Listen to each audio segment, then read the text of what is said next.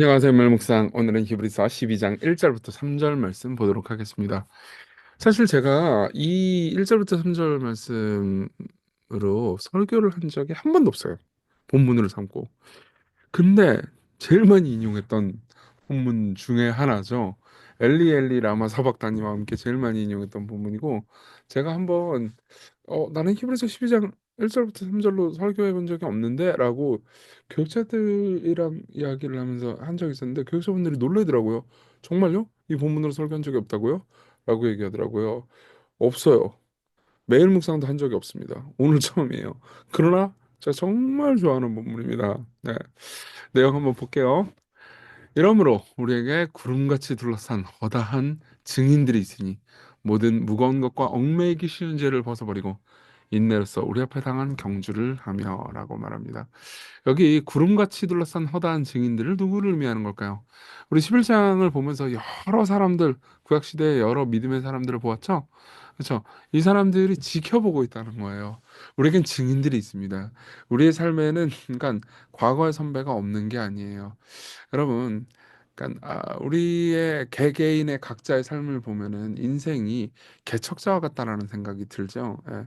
제가 교회를 개척했기 때문에 그러니까 이런 게 있어요. 저 처음 교회를 개척했을 때 아무것도 없고 저는 부교육자 생활도 한 적이 없기 때문에 그러니까 뭐라고 해야 될까? 그냥 제가 다 알아서 해야 되고 다 알아서 모든 걸 이제 없는 걸 만들어내야 된다라는 압박감에 시달렸던 것 같아요.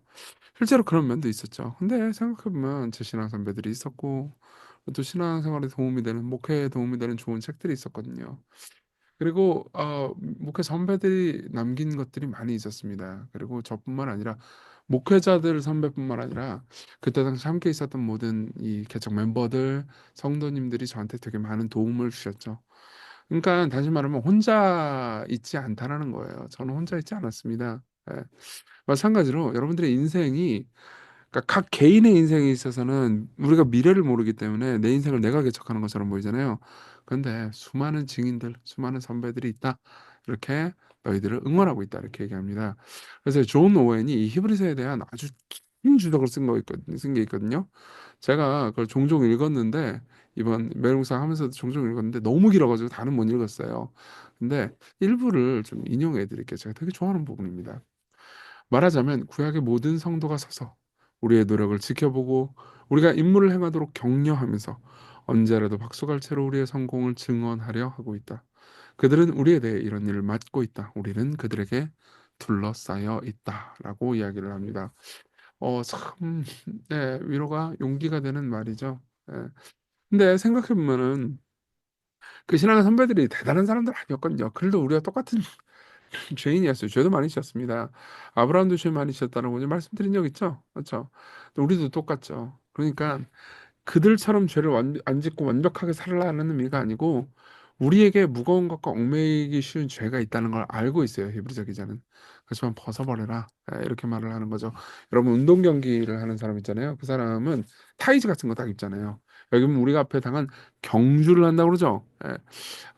내일 이 경주라는 단어는 좀 더 자세히 얘기하겠지만 이 경주는 그리스어 원문으로 아곤이라고 합니다. 아곤. 이 여기서 애거니가 나왔어요. 애거니가 무슨 뜻인지 아세요? 고통, 괴로움. 예. 경주는 괴롭죠. 인생은 괴로운 겁니다. 예. 저는 이제 지금은 몸이 무거워져 가지고 아무런 종류의 달리기도 못 하는데 옛날에 100m 달리기는 못 했는데 오래 달리기는 좀 잘했어요. 예, 오래 달리기는 뭐 1등도 하고 그랬습니다. 왜 그랬을까요? 이 오래 달리기는 그냥 아무 생각 없이 뛰면 되거든요. 근데 숨이 벅차오르고 힘든 그 구간이 있어요. 지금은 뭐든 못 뜁니다. 지금 뭐든 못 뛰는데 그때를 인내하면서 계속 참으면은 조금 나아지는 구간이 옵니다. 예. 그런 것처럼 계속해서 인내하고 참으라는 거죠. 예. 그러면서 그때 믿음의 주요 또 온전하게 하신 이인 예수를 바라보자. 목적지를 바라보라는 거죠. 예. 그는 그 앞에 있는 기쁨을 위하여 십자가를 참으사 부끄러움을 개치 아니하시더니 하나님 보좌 우편에 앉으셨느니라. 그분도 목적지를 바라봤어요. 예. 그분은 그 너머에 있는 기쁨을 바라봤습니다. 그 기쁨이 뭘까요? 당연히 우리 성부 아버지의 기쁨, 성부 하나님의 인정, 그리고 십자가로 가라는 명령을 지킨 예수님이 부활할 것을, 부활로 얻게 되는 것을 바라보셨던 거죠. 그러면서 이렇게 얘기하죠. 너희가 피곤하여 낙심하지 않기 위하여 죄인들이 이같이 자기에게 거역한 일을 참으신 분을. 이분 누구죠? 예수님을 생각하라. 그렇죠? 생각해 보면 이게 그러니까 우리가 죄와 이 고통 가운데서 참는 거 참 힘들죠. 여러분들 힘들 겁니다. 저도 뭐 쉽지는 않습니다. 목회도 녹록치 않고요. 그리고 삶도 그렇게 녹록지는 않아요. 그럼에도 불구하고 우리 같은 죄인들을 참고 계속 사랑해 주시는 그분이 더 빡세지 않을까요? 이걸 한번 생각해 보자고요. 예.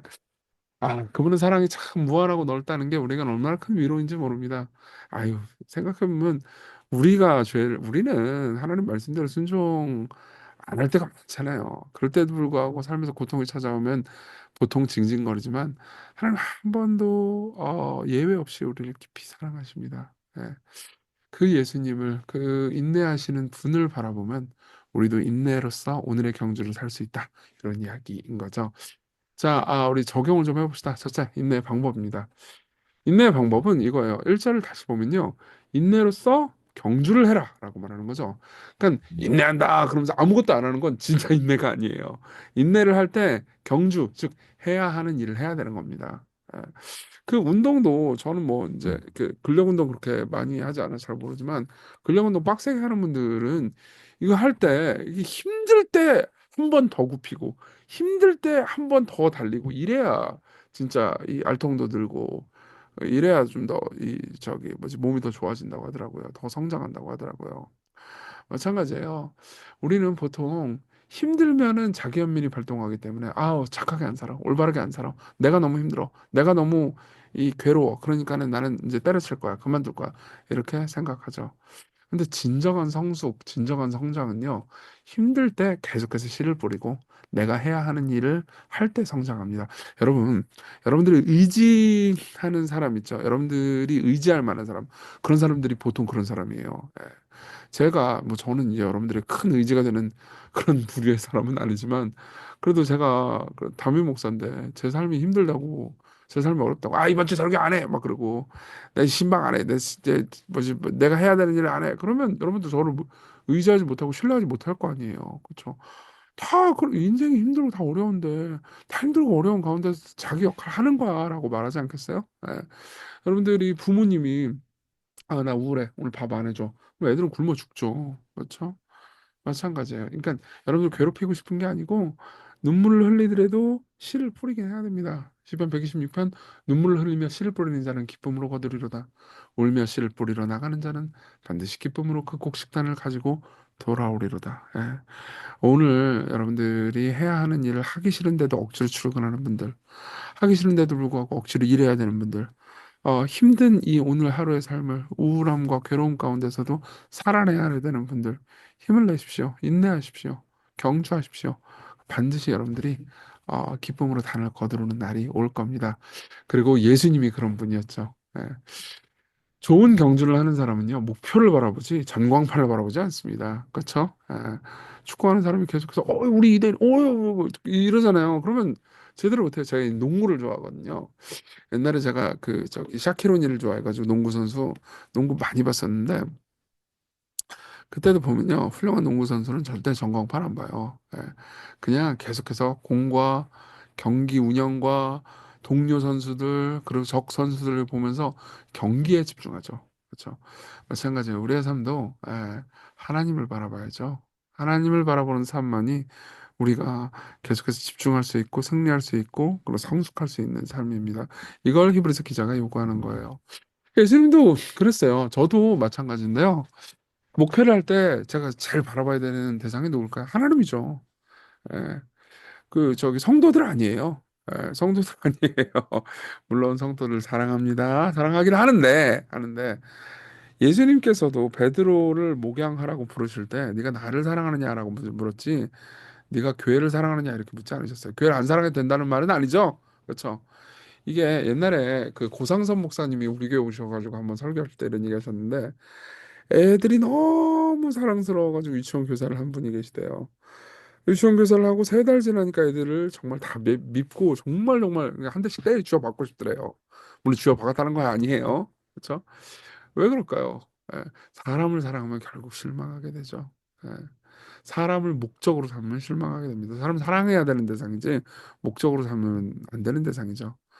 우리 구주를 사랑하고 구주를 목적으로 삼을 때 우리는 오늘의 삶을 살 수 있습니다.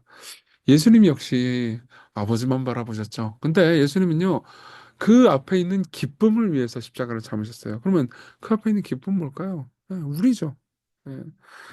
십자가 이전엔 가지고 계시지 않다가 십자가 이후에 그분을 품에 안게 된 게 뭐죠? 예, 우리잖아요. 우리의 마음, 우리의 영혼, 지옥에 가야 되는 우리를 구원하신 그분의 마음, 그것이 그분에게는 엄청난 큰 기쁨이었습니다.